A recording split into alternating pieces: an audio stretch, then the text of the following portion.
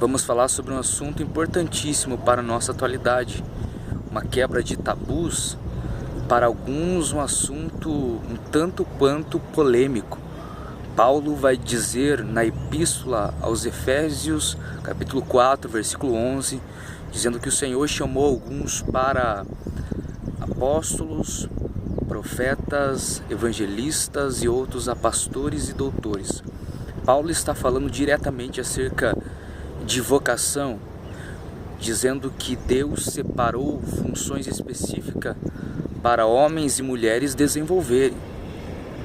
Haja visto que o legalismo litúrgico e um cronograma deturbado tem prejudicado a evolução, o crescimento de muita gente que se converte e nasce então no seu coração o desejo de ser obreiro, de servir ao reino de Cristo Jesus, com a tese de que existe uma hierarquia, posições hierárquicas dentro do ministério eclesiástico, onde existem os cooperadores, os diáconos, os presbíteros, os evangelistas, os pastores, e automaticamente se coloca como nível de moral, de credibilidade, pautada a função específica a qual esse se exerce.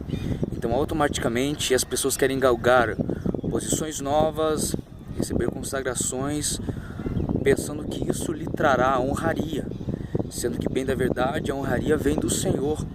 E isso precisa ser um processo normativo, natural, da honraria de Deus em querer te levar a viver um momento único de galgar uma posição nova, e não que o ser humano em si tenha que focalizar e dar prioridade, primazia para se ter essas posições. E homens que desfrutam de posições que estão fora de sua vocação sempre irão ser pessoas frustradas. Haja visto que essa hierarquia baseada ao respeito, ela bem da verdade não existe, porque não existem maiores ou menores, importantes e pessoas de menos importância dentro do crivo ministerial. Todos têm a sua importância. Isso nós chamamos de multiforme graça, todos desenvolvendo funções para um desenvolvimento de uma obra maior. O interessante é que a Bíblia vai dizer que Estevão, o diácono cheio do Espírito Santo, o primeiro mártir da igreja primitiva, era diácono. João, que recebeu a revelação do Apocalipse, toda a escatologia, na ilha de Patmos, era um evangelista nato. Tiago exerceu o ministério pastoral depois da formação sólida da igreja primitiva. Então nós vamos ver que eram vocações específicas dadas por Deus. Agora existem homens que receberam vocações para se exercer o diaconato. E toda vez que ele estiver fora desse crivo, ele irá se frustrar. O texto bíblico também vai dizer que cada um fique exatamente na vocação a qual fora chamada, a qual o Senhor lhe pôs, lhe plantou. Então você vai ver, por exemplo, diáconos que sonham em ser presbíteros, mas se chegarem a ser presbítero, vão se frustrar posteriormente, porque estarão fora de sua vocação. Haja visto que o presbitério envolve uma área específica de ensino, de conhecimento.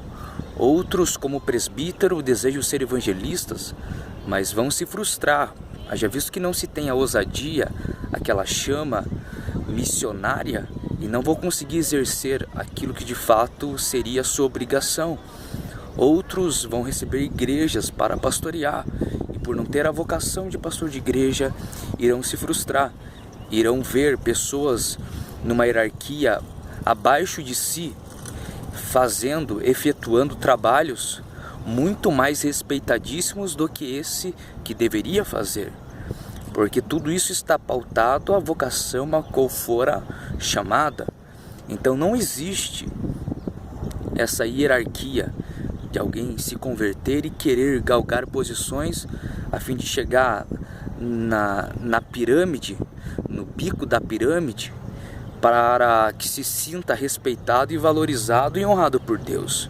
A questão é entender qual é a sua vocação, para que exatamente Deus te chamou, qual missão Deus deseja colocar em você para desenvolver. Não lute por posições hierárquicas, não brigue por consagrações, brigue-se por almas, por valores irrefutáveis da palavra de Deus.